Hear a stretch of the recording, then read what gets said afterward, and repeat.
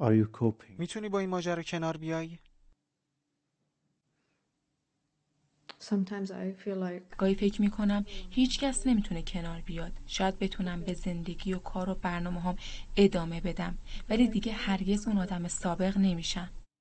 دست کم تا امروز که 3 ماه و اندی گذشته هنوز آن آدم سابق نشده. we used to talk about هر وقت پای حرفای مادر بزرگم میشستم داستانهای از روز نکبت میگفت که با خودم میگفتم اینها نمیتونه واقعیت داشته باشه، ولی فکر نمیکردم یک روز به چشم بتونم ببینم. شرح جزئیات داستان او در گفتگو با احمد ناوق، روزنامه‌نگار فلسطینی، 2 ساعت و 40 دقیقه به درازا کشید. داستان یک قتل عام.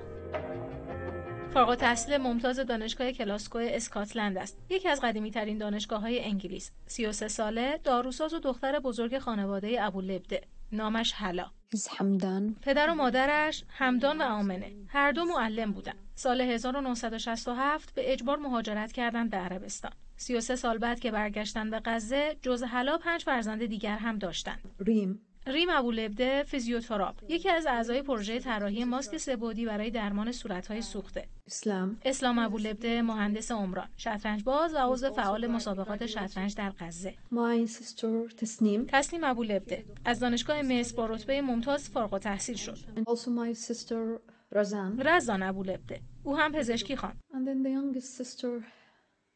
و البته خواهر کوچکش شهاد، مهندس نرم افزار بود. پیشتر ولی در 16 سالگی توانست دستگاهی اختراع کند که انرژی گرمای شمع را به انرژی الکتریکی تبدیل می‌کرد. دستگاهی برای شارژ موبایل در بی‌برقی‌های غزه. همان روزها چند جایی با او مصاحبه کردند. حالا از دیدن مصاحبه‌های خواهرش کیف می‌کرد. داشتم کامنتاشو می‌خوندم، خوشحال بودم که رسیدم به یک کامنت عجیب.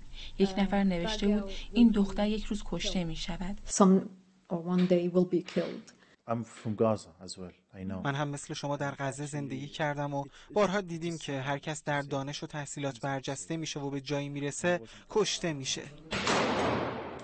و کشته شد.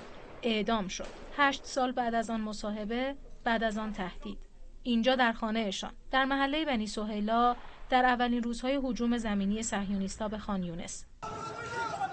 اینها را شاهدان عینی برای هلا تعریف کردند. مردمی که 45 روز بعد از واقعه با عقب نشینی صهیونیست‌ها به خانه ابولبده ها رسیدند. چند نفر وارد خونمون شدند و یک جسد پیدا کردند، یک جسد متلاشی که از روی موهایش فهمیدم جسد خواهرم شهاد است. گفتند او اعدام شده چون جای شلیک گلوله‌های زیادی رو تنش بود. همه اعضای خانواده‌اش قتل عام شدند. هر 7 نفر. او حالا هر چند دقیقه یک بار ناچار روغن تجویزی روانپزشکش را استشمام می‌کند تا بتواند داستانش را به آخر برساند. گاهی فکر می‌کنم هیچ روانشناسی نمیتونه به ما کمک کنه، ولی قطعاً دین ما به ما کمک میکنه چون باور داریم که خانواده‌هامون زندن. چند روز پیش که این گفتگو ضبط می‌شد، حالا دختر بیکس غزه از آرزوهایش هم گفت آرزویم عدالت است. و گفت آرزو دارم هیچ کس در دنیا رنجی را که من کشیدم نچشد. خبرهای تازه از حاشیه ساحلی مدیترانه اما حکایت دیگری دارد. اهالی غزه هنوز هر روز دارند دست جمعی خانوادگی قتل عام می‌شوند.